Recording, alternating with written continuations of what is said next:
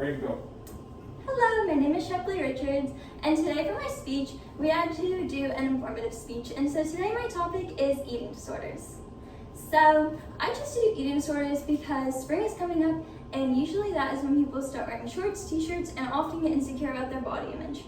Eating disorders is a very common mental illness in America. 2.2 million people every day in America struggle with eating disorders. And according to the National Eating Disorder Association, every 10% of people that struggle with an eating disorder in America die within the first 10 years of having an eating disorder. Eating disorders are the #1 mortality rate in America, which means that is the #1 cause of death for mental illness. And that is because people that struggle with this usually don't recover. Only about 15% of people with eating disorders recover, and 27% of women before the age of 40 struggle with an eating disorder in their life. Eating disorders are also very common among people with mental illnesses. People with borderline personality disorder, 50% of people with borderline personality disorder also struggle with an eating disorder because of it.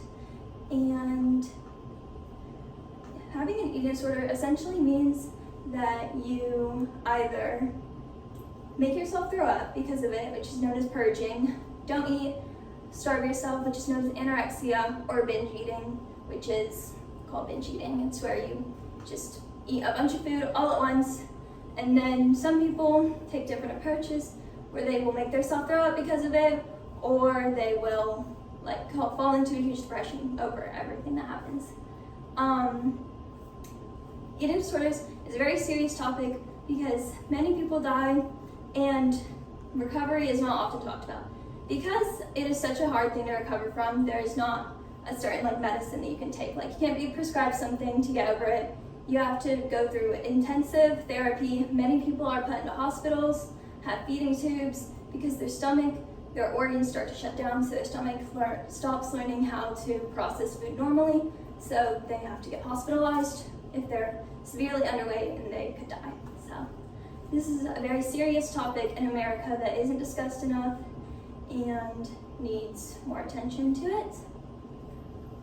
Most girls with eating disorders fly under the radar because it's known as the beauty standard. People want to look like that, so when someone does look like that, they don't usually say anything about it.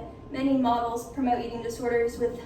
A couple years ago, they did a trend, Day in My Life, in 2000.